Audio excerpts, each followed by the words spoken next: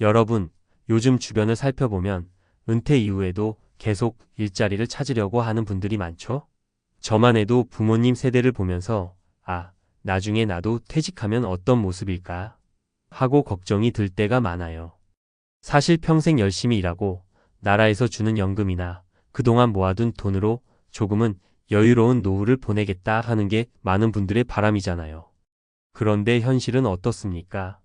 연금을 받아도 생활비가 모자라고 갑자기 병원 갈 일이 생기면 쓸 돈이 턱없이 부족한 상황이 벌어지기도 하죠. 그래서 어떤 분들은 연금 가지고는 도저히 못 살겠다. 지금이라도 뭔가 더 해야 하지 않겠냐 하면서 걱정이 끊이지 않아요. 오늘은 실제로 60대 이상 어르신들이 겪고 있는 노후 생활의 현실을 솔직하게 이야기해 보려 해요.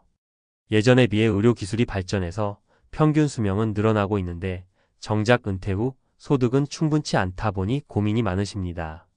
그래서 그래도 연금 정도면 버틸 수 있겠지라고 생각했던 분들도 막상 은퇴하고 보니까 도저히 이건 안 되겠는데 싶어서 허둥지둥 동분서주 하시는 거죠. 이렇게 연금이 실제 생활비로는 빠듯하다는 이야기를 거리나 시장에서 흔히 들을 수 있는데 오늘은 세 분의 사례를 통해 함께 얘기를 나눠보려고 해요. 첫 번째 사례, 65세 김영수 어르신의 연금 부족 체감기. 김영수 어르신 가명, 65세은 60세 때 회사에서 정년퇴직을 했어요. 그래도 꽤 큰 회사에서 오래 근무했고 국민연금도 꼬박꼬박 냈으니까 은퇴 후엔 편하진 않아도 어느 정도 여유로운 삶을 살 수 있겠다라고 기대하셨다네요. 그런데 막상 퇴직 후 받아보니 국민연금과 퇴직금으로 얻는 이자, 수입만으로는 월 생활비 충당이 상당히 빠듯했다고 합니다. 한 달에 내가 쓰는 돈이 얼마나 된다고 생각했는데 막상 계산해보니까 딱히 사치 부리는 것도 아닌데도 팍팍해요.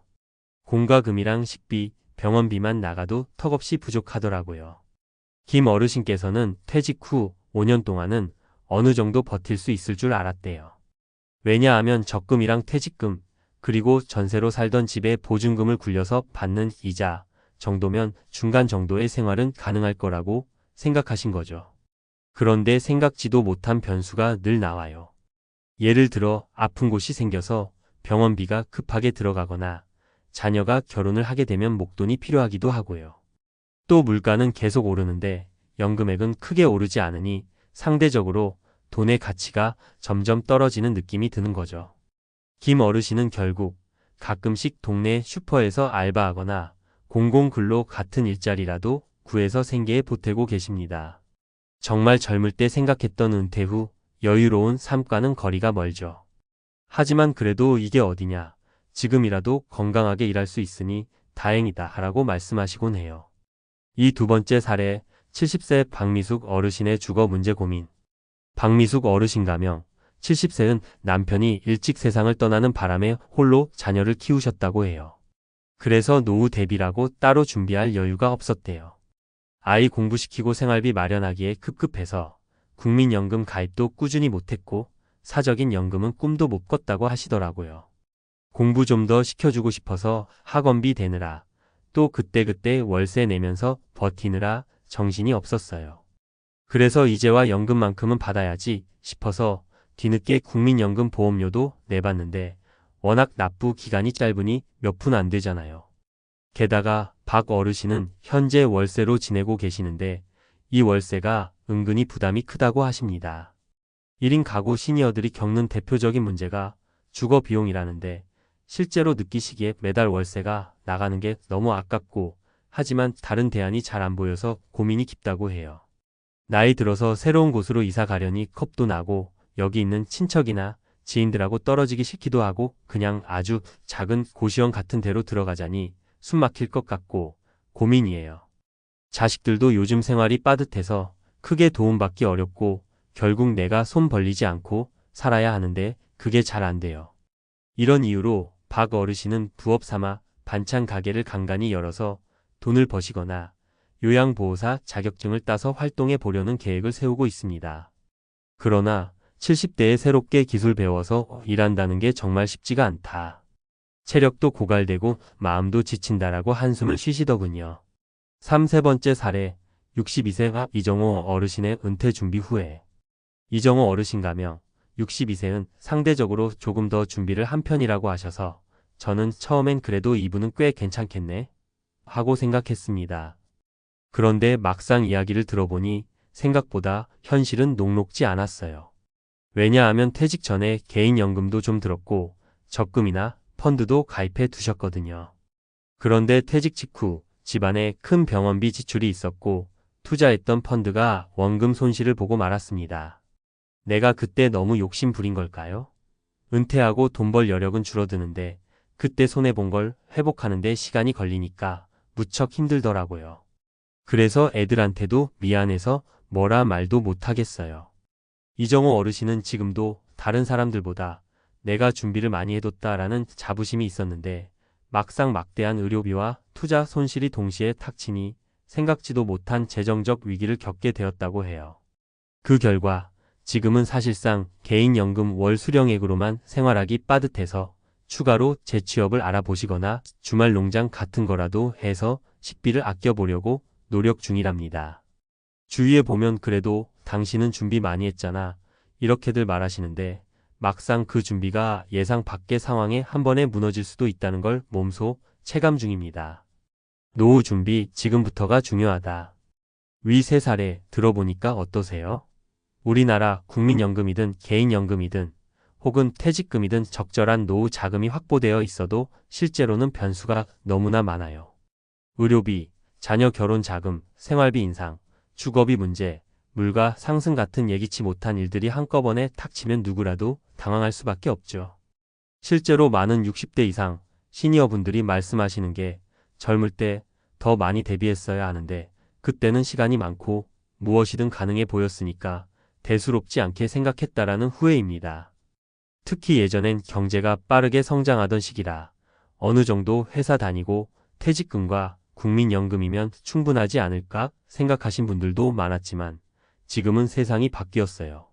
물론 이미 은퇴가 임박했거나 은퇴하신 분들은 이제 와서 어쩌라는 말이냐 하실 수도 있죠. 하지만 그렇다고 해서 방법이 전혀 없는 건 아니에요. 정부에서도 경력 단절 시니어를 위한 일자리 지원 사업이나 주거, 취약층을 위한 공공임대주택, 기초연금 확대 등 다양한 정책을 내놓고 있습니다. 그리고 무엇보다 본인이 관심을 갖고 주변 정보를 열심히 모으셔야 해요. 동주민센터나 시군구청 복지과에 가면 의외로 활용할 수 있는 제도와 정보가 많거든요. 또 요즘은 시니어 취업 포털 사이트도 늘어나고 있어서 전문직이 아니더라도 가능한 일자리를 찾는 분들이 계세요. 한편으로는 아직 은퇴 전인 분들 혹은 아직 50대에 접어들지 않은 분들이라면 조금이라도 여유가 있을 때 다중 안전장치를 마련해 두는 게 좋아요. 연금만 믿기보다는 부동산, 금융투자, 건강관리 등 여러 방면으로 준비해두면 충격을 최소화할 수 있거든요. 하지만 여기서 주의해야 할 점은 무리한 투자로 갑작스러운 손실을 보지 않도록 조심하셔야 한다는 거예요. 무조건 수익률이 높아 보인다고 덜컥 투자했다가 은퇴 후에는 복구할 시간이 부족해 크게 낭패를 볼 수 있거든요. 마무리하며 우리가 모두 노후에 편안하고 행복한 삶을 살고 싶다라는 꿈이 있잖아요. 그런데 현실은 평균 수명은 길어졌지만 그 긴 노후를 지탱할 만한 재정적 기반이나 정책적인 지원이 아직 완전히 안정된 건 아니에요.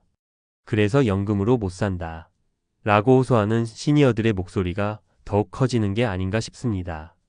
하지만 한편으로 보면 이런 어려운 현실 속에서도 나름의 해답을 찾아 움직이는 어르신들도 많아요.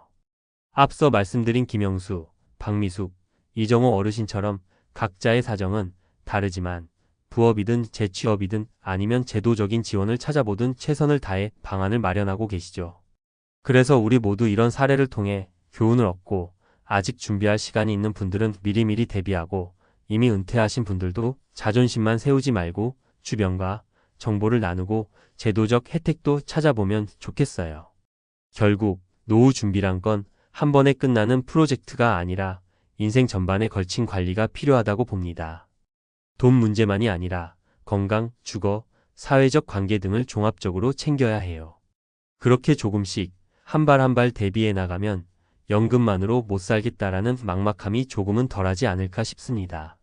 물론 여전히 쉽지는 않겠지만 그래도 이렇게 서로 사례도 나누고 정보도 나누다 보면 분명 돌파구는 있을 거라 믿습니다. 여러분도 주변 어르신들의 현실을 한 번 더 살펴보고 혹시라도 도움이 될 만한 제도나 일자리 정보, 건강관리법 등을 공유해 보세요. 작은 나눔과 정보 교류가 모여서 우리 사회의 시니어들이 더 안정적으로 행복한 노후를 만들어갈 수 있게 되길 진심으로 바랄 뿐입니다.